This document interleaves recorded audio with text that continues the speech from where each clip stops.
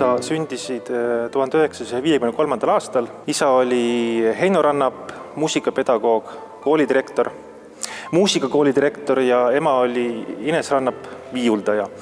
Väga muusikalembene pere. Aga sinu õde ja vend ei valinud muusikuteed. Kuidas on see võimalik, et nemad nagu liikusid ühes suunas ja sina võtsid vanemate ameti? Minu jaoks oli lapsest saadik loomulik tee oli teha muusikat nii nagu vanemad, et ma alustasin juba pisikese lapsena oma laulude laulmist ja klaveri klimberdamist täiesti niimoodi klahvid kuskil kõrgel, nii et ja ma alati tahtsin saada just nii pianistiks kui heliloojaks, mõlemiks. Maasmaalad, miks vend ja õde? Vennale prooviti õpetada viiulit, ema proovis, aga kuidagi talle ei istunud see. Ma arvan, et nende iseloomud, karakterid on kuidagi teistsugused, et ma arvan, et muusikalist annet on tegelikult igas inimeses, aga lihtsalt kuidagi see soodumus seda välja tuua või see on nagu erinev.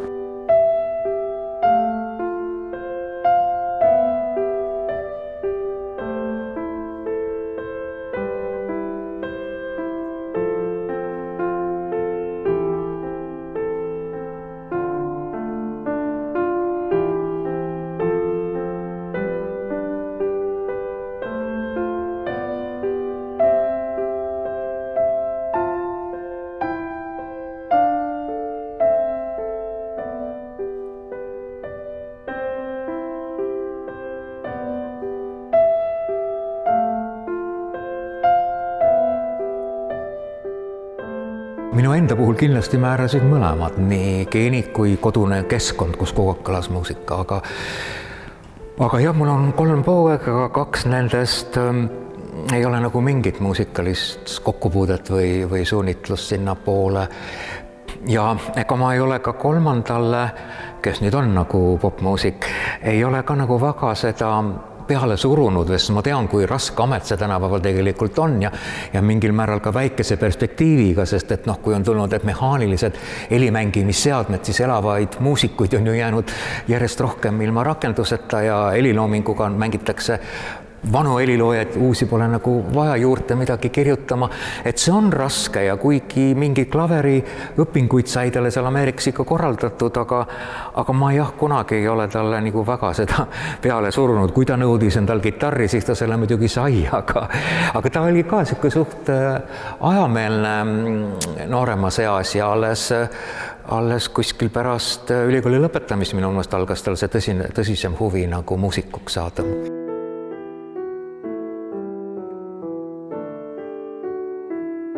Aga mis te seal kodus tavaliselt mängis? Kas ruja ja rock või ikka selline Bach ja Beethoven? Esiteks enda asju ma kunagi ei kuula üle, nagu need ruja kindlasti seal mängin. Kui mind huvitab mingi konkreetne teema või küsimus muusika, siis ma YouTube'is kuulan lihtsalt mingid katkendeid, eks ole. Natuke siit, natuke sealt, mitte liiga palju. Et ma saan aru, et sinu kodus on vaikus põhiliselt. Ja, sest et tundub, et nii on parem, et muusika kuulamine on ju mulle töö ju. Nagu väga pingutan, et sealt kõike nagu välja ahmida, kuidas on tehtud, miks see nii on tehtud, miks see element, teine element, bass, trumm, vorm, mis kõik. Et selle tõttu ma ei kuula nagu vabal ajal ega ammugi mitte taustaks, mitte iialgi muusika. Kui muusika kuskil mängib, see ei ole minu jaoks taust, vaid ma hakkan kohe seda analüüsima, midagi sealt õppima.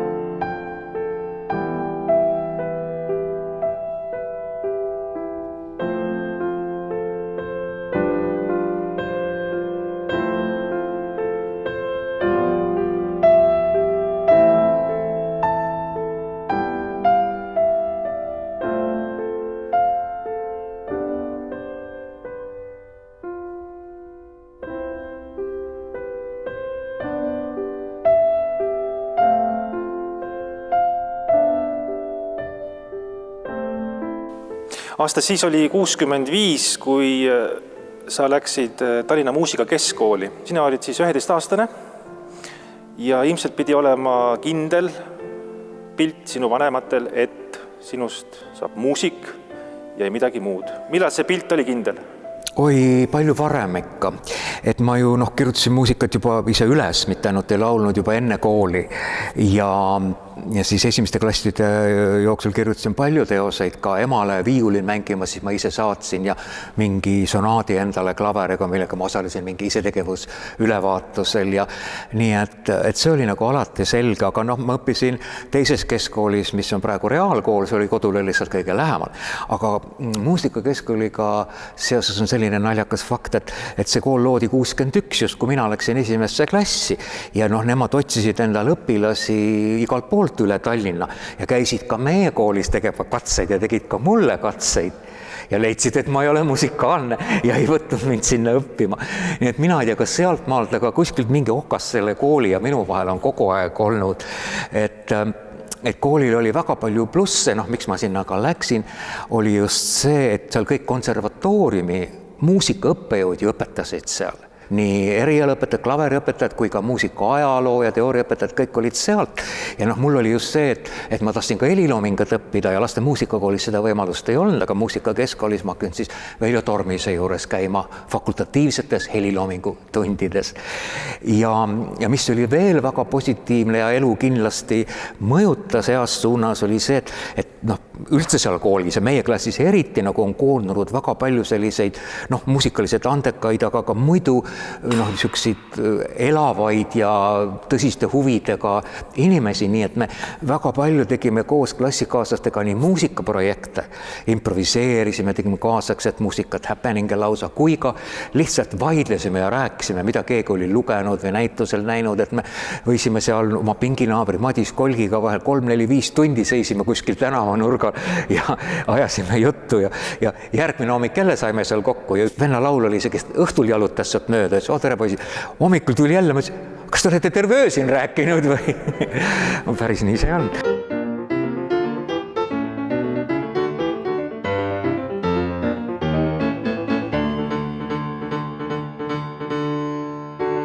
Aga samas reaalala õpetajatega oli meil suur konflikt, sest nemad ei suutnud nagu mõista, et me ei tunne absoluutset huvi matemaatika, keemia, füüsika vastu, vaid me tahame tegeleda ainult muusikaga, noh siis ja kirjandusega sinna juurde. Kirjandusõpetaja oli meil tegelikult nagu ainukene mitte muusikaõpetaja, kes oli väga hea, et ta oli kogu nii hea, et ma kirjutasin ühe kirjandi, see oli vist vabas teemas või seal oli midagi ette antud, igatahes ma panin selle pealkirjaks, nägin unes, et olin hipi ja lisaks siis kõigile muule, mis ma seal kirjeldasin, see võis olla mingi 5-6 klass, siis ma kirjutasin ka, kuidas me punalippe põletasime nägin unes ja tema ühesõnaga kuskile instantsidesse sellest ei teatanud, nii et see kõik... Vabameelne kool oli? Ei, kool ei olnud vabameelne. Õpetaja oli? Eesti keele õpetaja oli ainuke vabameelne inimene ja muidugi olid väga vabameelsed ja toredad muusikaõpetajad, kes olid konservatooriumis. Nemad kõik kaitsesid mind. Ma mäletan, kus mulle pandi ühel aastal 4 2 tunnistusele. Lihtsalt kiuste pärast. Ükskord on selge, kus meil mingi 2 ähvardas, siis need konservatooriumi juhtivad õpetajad korraldasid siis uue eksami õpetajate toas, kus siis need reaalõpetajad nagu nende muusikaõpetajate nähes pidid kontrollima siis, kas ma tõesti olen nii halb ja siis mul õnnestus muidugi paremini saada. Nii et seal oli üks kohutav võitlus nii-öelda selle ideoloogiliste ainetega ja teisest küljest reaalainetega tohutu võitlus vene keelega ka. Aga kuskilt see võitlus tegi meid tugevamaks ja eks õpetajad muidugi pidid ka selle korra tingimustes meid muidugi suruma. Kõik, kes natuke olid erinevad ja paistsid silma, need tuli kõik ära nudida, kõik need ladvad ära lõigata, et kõik oleks ühtlased nagu heks oli ju Nõukogude nõutud ju olukord seal, aga meie klassis oli terve rida seal Andres Mustonen ja Madis Kolk, Paul Mägi, kes me ei mahtunud selle standardi alla täitsa kindlasti.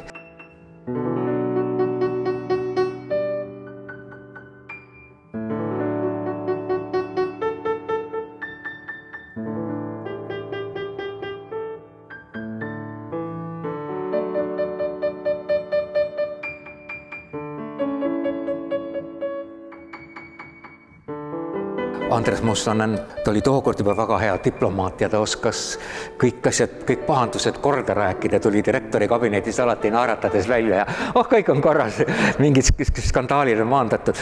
mina ei olnud seda tüüpi inimene, et ma sain ikkagi alati täie laksuga, nagu ma mingi pisikese eksimuse tegin, et kui ma ükskord ühe klassi võtme tagastamise, selle võtme maha pillasin, siis seda peedi nii suureks koolitädi solvanguks, et mul keelati ära, ma ütlen, 4 keeldu, ma ühte neist ei mäleta, üks oli välismaa reis, ma pidin sõitma Bulgaariasse esinema, kriips peale, koolis harjutada ei tohtinud, klassi võtmeid ei tohtinud mulle enam anda ja ma ei tea, 2 oli veel, ma täpselt mäletan.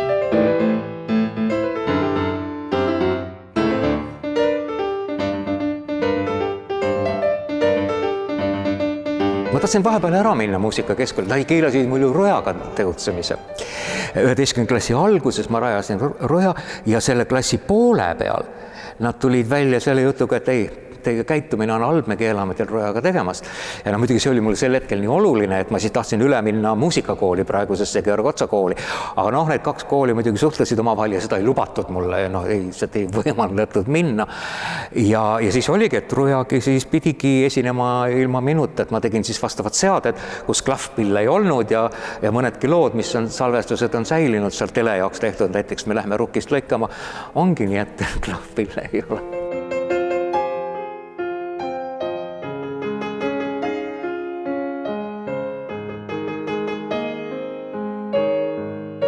Aga miks just klaver? Pisikesed peale ma mängisin klaverit ja klaver on ka helilooja pill, et selle pilli ma sain kohe ennast nagu suurelt väljendada. Ükskõik, et ma kasutasin küünarnukke ja rusikaid, aga ikkagi ma tekitasin kogu heliskaala, erinevalt seal viiulist, mis teeb ainult sükst õrna ja vaikset. Nii et ema viiuli vastu mul ei olnud kunagi mingit huvi, ega ka teiste pillide vastu, sest ema tegi kodus ju proove kuni 8 inimest, oktett mängisid, kõik puhkpillid ja tšellad ja värgid, aga ei, ma kuulasin neid suur huviga kui helilooja, õppisin seal pille tundma, aga jah, enda väljenduseks sobis mul alati klaverimäng. Ja kui ma laule tegin, siis ma lihtsalt mängisin klaveril saadet ja siis laulsin laulutekste eest. Nii ma teen tänasenigi. Aga mis instrumente sa muidu valdad sellisel tehnilisel tasemel? Mitte midagi. Aga need pille, kus on klahvid, seal ma saan natuke midagi ikka teha. Nii et ma olen mänginud orelit ja džembalot ja syntesaatoreid, elektrioreleid, et klahvidega pille ma saan, aga ega ma väga nagu nende hingelu ei taju, et minu see loomus on ikka klaverimäng ja kus ma saan teha tugevaid, teravaid lööke ja kuidagi nagu ma ei pea sõltuma mingist mõttest, et keeraks seda nuppu siin või liigutaks seda kangi või nii oreli kui syntesaatori puhul, see mind segab, et ma olen hästi intuitiivne, et ma tahan lihtsalt sinna sisse minna, üldse mitte millelegi mõelda, lasta alateadvusel juhtida ja klaveri puhul on see võimalik, et see ei pea ühtegi nuppu puutub, ainult jalg käib natuke pedaali peal, aga see toimub ka alateadlikult.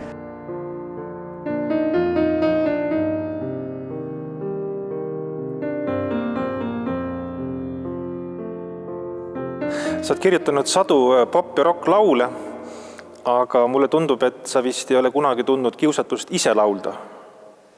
Jah, et sellega oli huvitav asi, et kui me oleme siin Mustpeade majas selles saalis, siis Mustpeade majaga on mul läbi kogu elu tohutu palju kokkupuuteid olnud. Esimene oli, ma laulsin lapsena siin poistekooris.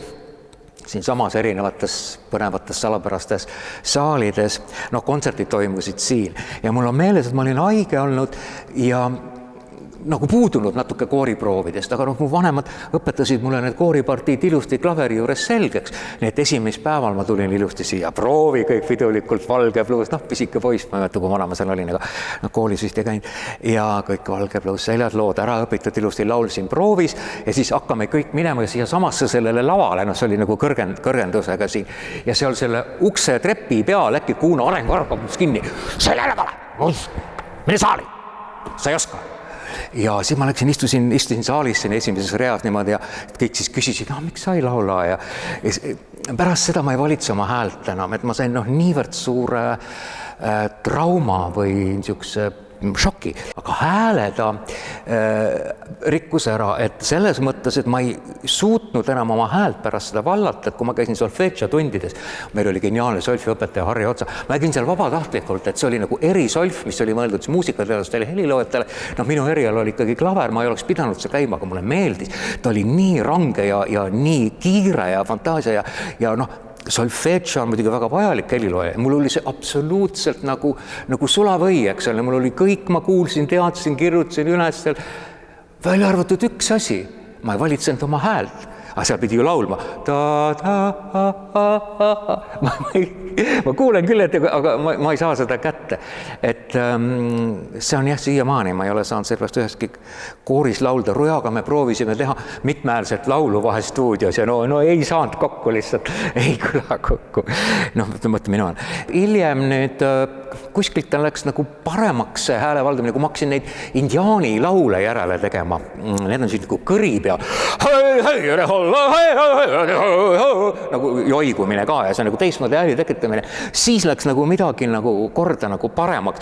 Ja tegelikult, kui ma korraldasin paari poptuuri, siis ma nendel ühe lauluga laulsin see mingi lastelaul, mingi siuke koomiline ja siis veel teisel tuuril veel üks lastelaul Puupea. See on tegelikult see oli uus laul, seda polegi kuskil salvestatud ega tõrkitud seda keegi tea, aga see mulle kuidagi sobis. Olemata puupea! Ise mängisin klaverit ja ei, mulle meeldis laulda, aga loomulikult ega laulja puhul on üks, et sa häält valdad ja õiged noodid enam-vähem laulad, aga seal on palju rohkem teisi komponente, mida mul kindlasti klaverimängi heliloojana ei ole.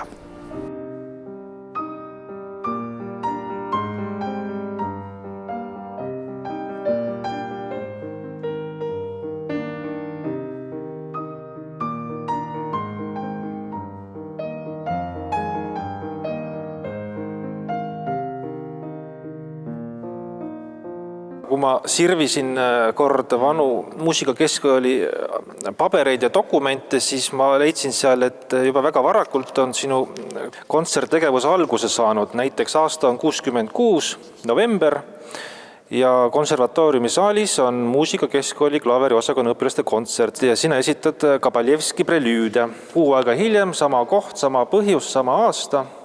Sina esitad juba Bachi prantsuse süiti. Et kuidas need sul välja tulid, need kontserdid seal? Kas inimesed jäid rahule sinu Bachiga?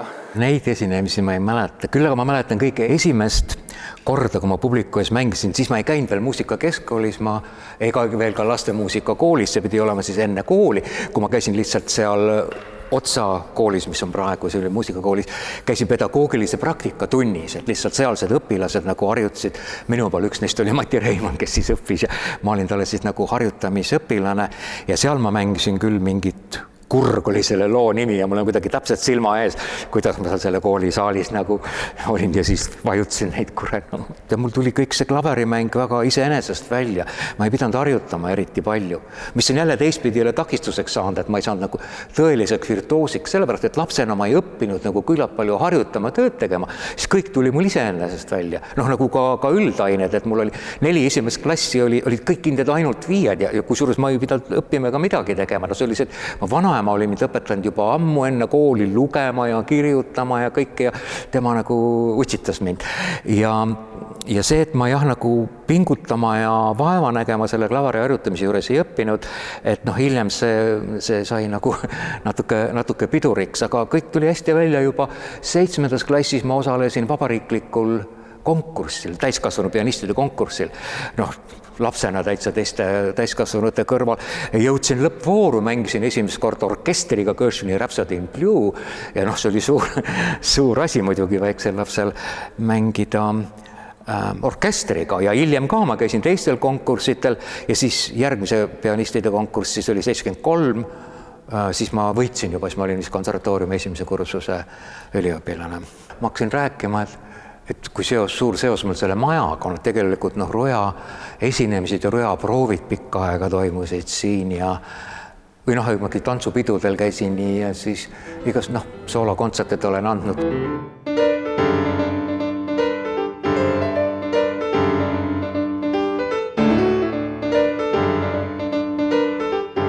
Kunagi tegutses selline instants nagu NSV riiklik tarifitseerimiskomisjon, mis oli seotud kategooriate ja palkadega ja sirvides selle pabereid ma avastasin dokumendi, mis laseb oletada, et sa aastal 68 ehk siis 15-aastasena juba taotlesid kutselise pianisti staatust. Loen seda avaldusest ette selle lause. Palun mulle määrata kvalifikatsioon pianistina tõsises ja kerges žanris, sulgudes džässmuusikas. Repertuaar on ikkagi muljetavaldav. Mozart, klaverikontsert, C-moll, Haydn, sonaat, B-tuur, Liszt, Paganini, Chopin, Šostakovitš ja nii edasi ja lõpetuseks on öeldud fraas džässmuusikas improviseerin. Resolutsioon ütleb, Rannap on Tallinna muusikakooli õpilane, esimesel vabariiklikul pianistide konkursil sai 7. koha, paistis silma erede andega, siis ta polnud veel 15-aastanegi.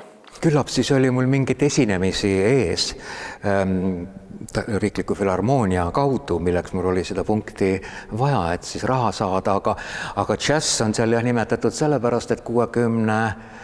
aasta kevadel oli ka vabariiklik džässfestival, mis tegelikult oli eelvoor rahvusvahelise džässifestivalile. Eelmisel aastal oli just Charles Lloyd käinud siin ja Nomovski ja see Johansson ja paljud rahvusvahelised tipud.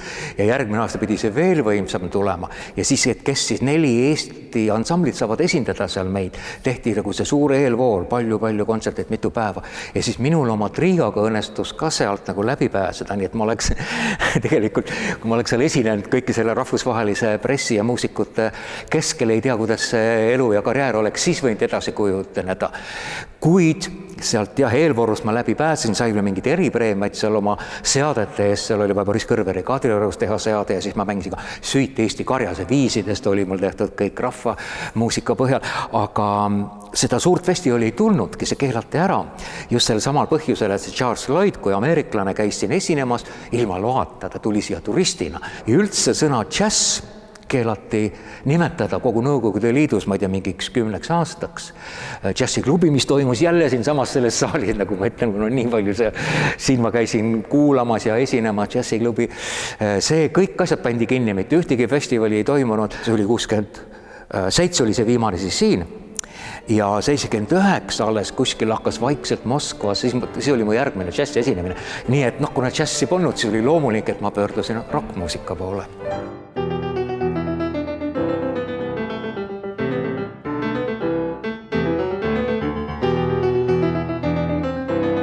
Aasta enne konservatooriumi astumist asutasid Ruja. Kuidas sa selle rockmuusika leidsid, et Bachist Rujani on ikkagi väga pikk maa? Ja Bach, mulle meeldis kõige rohkem. Hiljem konservatooriumi algus ma käisin ka lausa Bachi konkursile Saksamaal. Aga kuidagi ma tundsin, et ma ei saa nagu publikuga nii head kontakti neid mängides. Et mul on alati nagu olnud vajadus just suhelda üle muusika, üle helide, et see on nagu põhjus, miks ma seda teen, et inimesed mõistaksid mind ja ma saaks nagu tagasi, aga kohad, kus tookord see esinemiskoolides ja lastemuusikakoolides või suures mõttes saalides ka, et mul jäi nagu sealt midagi puudu, et ilmselt sellepärast kindlasti sellepärast, et see oli niisugune moodne ja erutav juba see džässmuusika, mida ma hakkasin kuulama, kahetoaline korter öösel kõrv vastu raadiot, kõrvaklappe ei olnud siin, et teisest magavat perekonda mitte segada, kuulasin vastu, keerasin mingeid välismaa jaamu sealt ja kuulasin džässi. Ja see oli nii erutav ja nii põnev. Ja hiljem rockmuusikaga oli samamoodi, et ega seda ei püüdnud ausalt öelda isegi sealt raadiost kinni, et Soome raadios tuli meil kord nädalas tuli kell 7 tuli pool tunni rockmuusika, seda sai alati kuulatud. Ja siis hiljem ma mäletan ühiskorteris naabripoisil oli televiisor, Soomet mängib, meil televiisorit ei olnud, meil range kasvatus. Ja siis see jooks ja kutsus mind, tule nüüd vaatama rock. Ja siis mäletan, ma nägin Emerson Lake Palmeri kontsertit, kuidas Emerson hüppas jalgu pidi oreli peale ja suust hammaste vahel võttis pust nuge, tagus sinna klaaside vahele ja seda ma mäletan, nagu ma oleks 5 minutit tagasi seda näinud. Loomulikult nuge ma ei ole kunagi tagunud, see oleks lõppenud vanglas ilmselt, aga niisugusi kergeid hüppeid seal oreli juures ja niimoodi üleni peale, seda sai ikka arrastatud ja sellest tuli ka suuri pahandusi ja keelde muusikalise tegevusele. Mis need esimesed nimed olid siis peale selle? Mul nimede peale oli, kõik seal tool, Cream ja Black Sabbathi, Purple ilmselt juba ja Jim Hendrix kindlasti. Aga enam mitte Beatled, eks? Sellest saatest ei tulnud, seal oli niisugune vihasem hard rock ja eks need Beatleid kuulis lintide pealt, et tookord oli ju nii, et kui kellelgi oli sugulasi välismaal, siis saadeti üks plaat. aga see plaat siis nagu levis käest kätte, kõik tegid lindikoopiaid.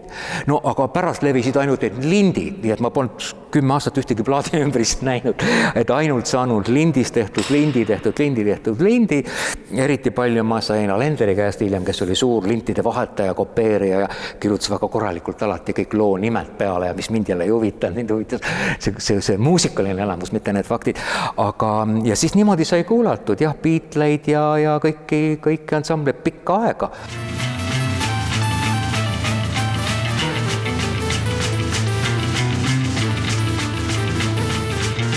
Kas selle sinule tunnusliku esinemismaneeri juured ongi siis selles rockmuusika nägemises ja kuulmises, et kõhuli oreli peale ja paned sebra või mingisuguse lehmakostüümi selga ja seal juuksed lehvivad ja töö käib ühesõnaga. Kas see ongi sealt pärit? No kui sa nii ütled, siis see kõlab muidugi väga veenvalt, aga samas ma ei ole ise päris nii mõelnud nüüd, et ma seda rockmuusika välimust nüüd toon klassikasse, vaid pigem ikkagi ma küll muusikaliselt, muusikakeeled ma olen püüdnud alati ühendada neid, eks ole, kerget ja tõsist, eks ole, et mu poplaulud on keerulisemad, tõsisemad kui tavaliselt on ja mu klassikaline looming ja esitus on jälle selline kergem ja atraktiivsem ja ühendatud popmuusika elementidega, aga imidži välimuse mõttes ikkagi mul oli pikka aega oli suur eeskuju ikkagi Franz Liszt,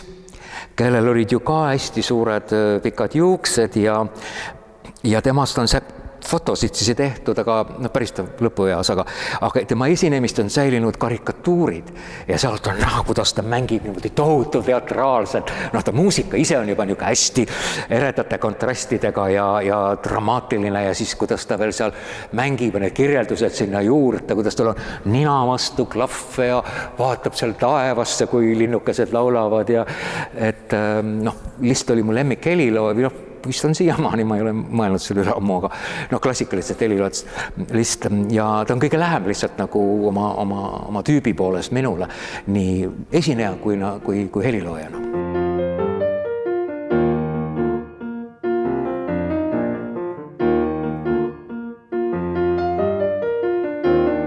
Kuidas konservatooriumis suhtuti õppejõudude poolt sinu roki harrastusse? No esiteks Roe oli keelatud ka suures osas sel ajal ja üks kord oli ainult, kus konservatooriumi ajale langes pahandus ja esinemiskeeld ja siis kutsuti mind rektori kabinetti, kus ka prorektor Heljo Sepp oli, siis nad peedistasid mind 3-4 tundi, seal vahepeal helistasid julgeolekusse, teisest ruumis küsisid, mis talle veel teha ja midagi sellist ja siis nad nagu hästi urjutasid, see oli see Estonia kontsertsaali kontsert, üks neist ainult toimus, teine keelati ära, aga ka selle ühe pärast tuli nii palju pahandusi, kusjuures need, mis meile ette heidet olid naeruväärsed pisikesed asjad, eks ole, need et keegi publikust unustas tühja viinapudeli saali ja Talender laval jõi vett, öeldi, et jõi viina, see oli lihtsalt jõi vett hääle jaoks ja et mul oli mingi vale asi seljas ja et me mõnitasime seal frakke, koor oli frakkides, Kaljuste koor ja niisugused pisikesed nipet-näpet asjad ja siis kavalehelt leidsid Ameerika hääle signaali. Ma kirjutasin seal prelüüd, interluud, postluud, aga nemad lugesid piip-piip kokku selle. See on nagu tõsine.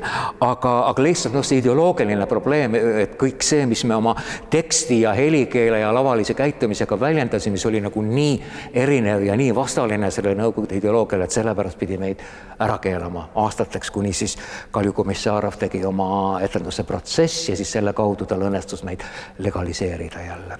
70. algus Eesti muusikas on minu meelest selle poolest oluline, et siis algas Eesti algupärane rockmuusika, mis seostub just bändidega nagu Ruja, Ornament ja Mess. Enne oli olnud selline püüdlik Beatlite matkimine, tantsuks mängimine, aga siis paari aasta jooksul järsku plahvatuslikult sai oluliseks algupärane Eesti rockmuusika, mida kirjutasid Eesti enda heliloojad ja eestlaste enda sõnad. Ja sina olid selle kõige sees, kas sa siis tajusid ka, et midagi suurt on sündimas, et see on nüüd üks algus ja üks lõpp? Mingist Heliloojate Liidu konverentsil ma võtsin sõna Faruka ja või Soengu või mingi erilise riietusega, aga ma mängisin Helilooja Tobiast niimoodi seal. Ma siis just nimetasin seda nagu seda bändi viljeletavat stiili, et nagu ma ei tea, rock rokk ja rahvamuusika ja klassika ja mis seal kõik kokku oli. Miskit pidi ma olin ikka uhke selle üle ja tajusin, et see on vähemalt Eesti mastaabis millegi täiesti uue tegemine, aga siiski, et ta nüüd nii paljudeks aastakümneteks alles jäävad need laulud, seda muidugi ma küll absoluutselt ei mõelnud ja see polnud ka mingi eesmärk, oli vaja hetkel ennast väljendada, hetkel suhestuda ja suhelda selle publikuga, kes oli olemas, eks ju, kasutada neid põnevaid kõlasid, mida just kaasaeg pakkus seal fussiga või overdrive'iga kitarr ja elektriorel ja kõik need asjad, et seda pikalt ette ei mõelnud. Roja oli nagu selles mõttes jah ikkagi ainuke, kes küll alustas ka sellest lüürilises laadis, nii nagu olid need Vänt Torel ja Virmalised ja Kristallid, eks ole. 2 esimest lugu, need on need Erstenna sõnadel, nii vaiksin jälle. Aga juba 3. lugu, paar kuud hiljem, et sealt, kui seda kuulata neid vanu salvestusi, siis seal on juba käes mitte ainult rocki sound ja kõik see, vaid ka laulmismaneer, kuidas seda teha. Et seda enne nagu ei eksisteerinud, et kui ta laulis alguses, ta laulis ka täpselt nagu siis tookord oli kombeks laulda seda kerget muusikat, siis meil õnnestus 2 peale kokku ikkagi mingi täiesti paari kuuga leida see maneer, mismoodi saab eesti keeles laulda rocki, nii et see feeling, mida me kuuleme inglise keeles nendel staadil, see feeling säilib, aga sõnad on eestikeelsed. Et nii siis me leidsime selle rocki maneeri, aga muidugi ka see ei meeldinud keelajatele, käskijatele, et pärast seda raadiolindistus siis 3. salvestud Zeppelini Triumf, kus oli siis rocki maneeris laulud, pärast ta keelati paljudeks aastateks Rojal salvestamine ära raadios.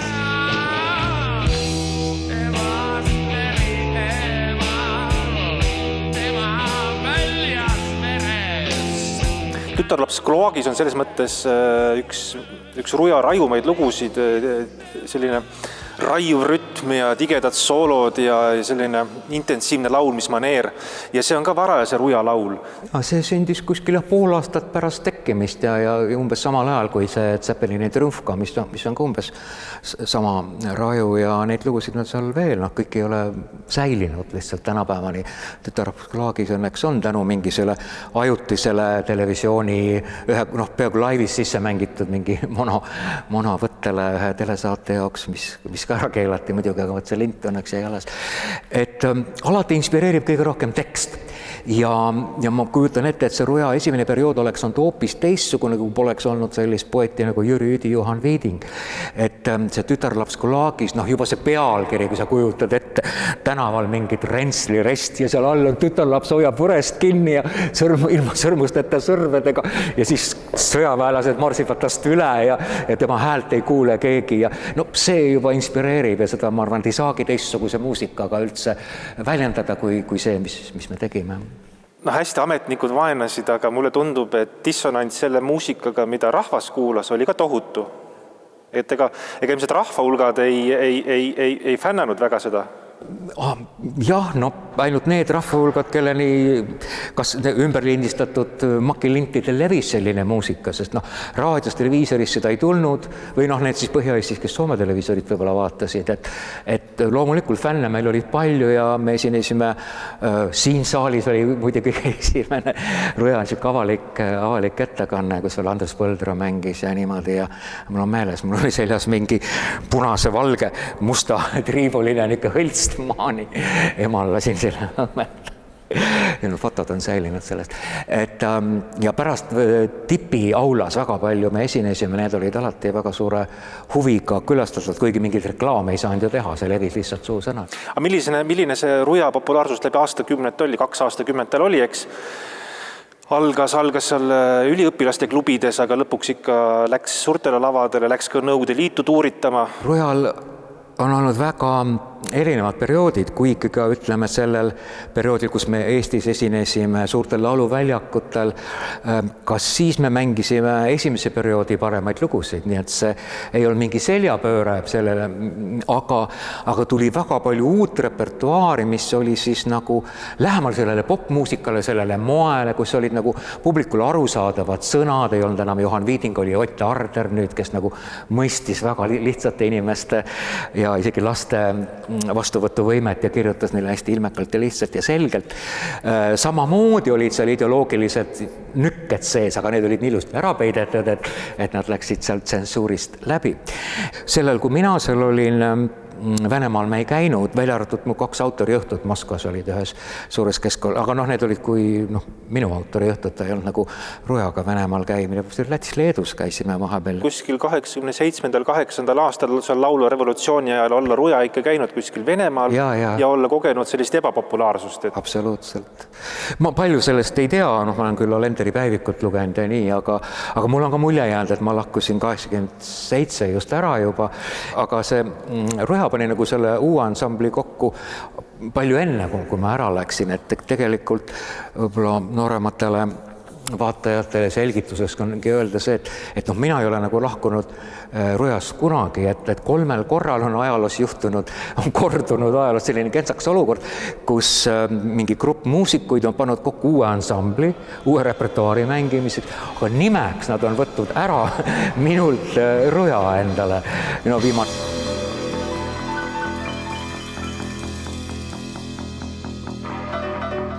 Et mina ikkagi mõtlesin selle nime välja, kutsun ansambli kokku, kirjutasin kogu repertuaari, mida mängida, esindasin igal pool, vastutasin, ajasin asju, et see Ruja on ikka nii suur osa minust, et ta on nagu minu identiteedi osa, et selles mõttes selle vargus mult on mõjunud mulle ikkagi väga, väga rängalt põhjustanud läbielamusi, just nagu väga ebaõiglane on olnud. Eks võib-olla saatus on ka isegi karistanud, et need vahepealsed Ruja perioodid, mis on olnud siis teine ansambel on nimega Ruja, et sealt ei ole nagu mingit edu nad ei ole saavutanud, ei ole ka ühtegi laulu, mis oleks tuntuks saanud. Kappel kirjutas mõned laulud ja et sealt nagu ses mõttes... Kappeli ei mullast on kindlasti kõige parem Ruja laul, mis ei ole minu kirjutatud. See on selge, see on hea laul.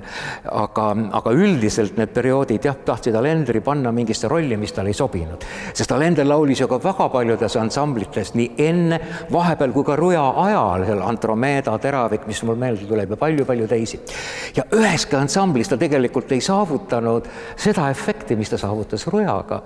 Et ma arvan, et Ruja fenomen on ikkagi kombinatsioon mitmest asjast, millest ma esimesena julgeksin ebatagasihoidlikult nimetada muusikat, teiseks tekste, sest tekstid sai valitud ju väärt luule hulgas või siis lastud Arderil nagu täpselt juhendit järgi teha ja 10 korda ümber teha, enne kui nad siis sobisid mulle. Kolmandaks Alenderi esitus, mis sai siis nagu koos lihvitud ja välja töötatud ja neljandaks see minu ülevaatamine seal, et ma olin nagu diktaator, nagu dirigent või lavastaja või et ma ei olnud nagu üks ansambli liige või lihtsalt selle loo autor. Et ma ikkagi perfektsionistina ikkagi kõik detailid ikka käisin üle ja trummimänge pidi täpselt nii mängima, nagu ma tahan ja kitarri soolo kirjutasin ette välja või rääkimata Alenderis, kelle iga silp sai öelda nii proovis kui ka salvestusel, kuidas ta seda tegema peaks, eks. Siiamaani ma õpetan nii laulid, aga salvestustel. Aga ja kogu see kombinatsioon siis saavutas tõesti edu, mitte tohutu populaarsuse, kus oli seal 18 000 inimest, Nõukogude kohta Tartus kuulamas oli see ikka väga palju, mitte ainult siis, vaid ka, et need salvestused on säilinud tänani ja ma vaatan, YouTube'is on seal 700-900 000 sellised numbrid vaatajaid. Suurtel rockbändidel ka maailma mastaabis on tihti raginaid ja selliseid sõnelusi, et Pink Floyd või Beatlesid, eks ole, et see vist käib asja juurde, kui on suured egod ja talendid tegutsevad. Vaidlus käib kindlasti asja juurde. Ma arvan, et ükski ansambel ei lähe sellepärast laiali, et seal on mingid tülid ja vaidlused ja see käib absoluutselt asja juurde ja võib-olla isegi parandab seda kvaliteeti, kui ikkagi julgelt nagu vaieldakse läbi kõik. Et laialeminekud on nagu hoopis muust asjast tingitatud, eks ilmselt kõigile ei meeldinud minu selline diktaatorlik iselooma. Klassikalisest muusikast, eks ole, ma lahtun sellest, ma olen nagu dirigent oli Melise iga kuradi timpani mängija vastu. Aga ma tahaks seda kõvemini lüüa, tead, kurts, Beethoven, see on minu kontseptsioon, sa oled täpselt nii, nagu või lähed üldse, või tõenäoliselt lähebki ära. Sa oled ikka diktaator järgib ka? Ja ma muud ei teadnud ju. Mina teadsin seda, kuidas dirigent töötab, kuidas klassikaline kameransambel, mida ma olin teinud, eks ole. Ma olin oma jazz-triot juhtinud, kõik see tuli minust, see oli minu vaimne energia, mis siis materialiseerus ansambel Rujas, eks ju. Nii huvitavad ütlesid Arderi kohta, et ta kirjutas neid sõnu sinu tellimusel või sinu näpunäidete järgi või tegi kordi ringi. Milline see tööprotsessis välja nägi? No selle väitega ma natuke liialdasin nii öeldes, et ta jah, kirjutas muusikale peale minu näpunäidete järgi küll suured hitid nagu Helenega me Eestimaad ja Suudlus läbi jäetud klaasi ja mõned veel, aga väga sageli oli ka lihtsalt nii, et ta kirjutas ette mingi lauluteksti, mitte luuletuse, vaid just nimelt kirjutas lauluteksti ja andis selle mulle. Vahel ta andis lasteluuletusi, millest ma tegin rocklaulu, mitte lastelaulu või rühalaulu. Kohe alguses, kui me hakkasime tegutsema, meil oli ainult mõned laulud kavas ja kohe tulid esinemised, meil midagi kiiresti vaja uusi lugusid, siis ma palusin talt lihtsalt sahtli põhjalt, anna ükskõik midagi, anna mingeid tekste ja siis oli mingist telelavastustest kõrvale jäänud tekstid, nagu seal mingi kalossid ja viimne mood ja mingid tähesti sealt ei tulnud midagi head välja, see muusik on halb ja tekst on halb ja kus on see mees, see muusika ei olegi nii halb, aga see tekst on ka mingi telelavastuse jaoks tehtud ja ma vaatasin, sobib küll, teeme ära, läks. Täna teen muusika, homme proovisin homme kontserdil. Hetke vaid mõni mälestus kestab, kuid on neid, mida minna ei lasta, küllap siin. Mis puudutab laulu Suudlus läbi jäetud klaasis, siis meenutas kunagi Leo Laapin, kes oli Arderi väga hea sõber, meenutas, kuidas need sõnad sündisid. Lugu olla olnud selline, et laul räägib talvest ja jääst, aga tegelikult oli suvi, juuni, soe, palav. Ja Leo ja Ott istusid Oti kodus, kassisabas. Ja õhtune aeg joodi viina rahulikult ja järsku kell 10 ukse kell. Ja ütleb siis Ott, et see on Rein Rannap, et ta tahab mult laulu sõnu, ärme lase sisse, mul ei ole valmis. Ja siis ilmselt siis Rein Rannap läks minema, tekkis vaikus, joodi edasi, kell 12 jälle ukse kell. Ja siis Ott ütleb, et see on nüüd jälle Rannap, aga mul ikka ei ole valmis, et ärme lase Reinu sisse. Ja siis kell 2 oli sama asi ja siis Ott ütles, et nii, aga nüüd ma lähen teen need sõnad siiski ära, läks teise tuppa, kirjutas valmis, tuli kööki, ütles Leole, kuule vaata, ega see päris kitsch ei ole. Leo ütles, et ei ole, et see on tipp-top. Ja siis kell 4 tuli Rein 4. korda ja sai oma laulu sõnad. Kas oli nii? No umbes jah. Ma elasin hästi lähedal seal Otile ja ka kassisabas ja ma pidin seal tõesti, telefoni ei olnud ju tookord, minul vist oli mäleta võib, aga Otil ei olnud telefoni ja ukse kella isegi ma ei saanud anda, kuna tal oli välisuks, oli lukud, ma koputasin aknale ja siis käisin alati kõik need aknad läbi, et teadmata millisest toast ta siis, aga ta olid paksud kardinad ees muidugi ja ega ta jah, alati sisse ei lastnud ja kui lasi ka siis jõime ka teed ja ega ta midagi tegelikult sageli valmis ei olnud. Aga mõnda asja ta ei tahtnud lausa teha. Just see samas Helenega me Eestimaad, ma pidin talle kuude viisi peale käima, et võtta see Juhan Liivist, jätta see refrään alles ja kirjutasin vahele need read, mis tänapäeval võiks Eestis olla näha. Ja ta ütles, see on nii lolli tee ja mina ei tee ja ma ei taha ja kuidas ma seda teen ja see oli mitmekuine võitlust, aga no lõpuks tegi ja tuli väga, number 1 hitt oli siis kohe nii, kui ta välja tuli.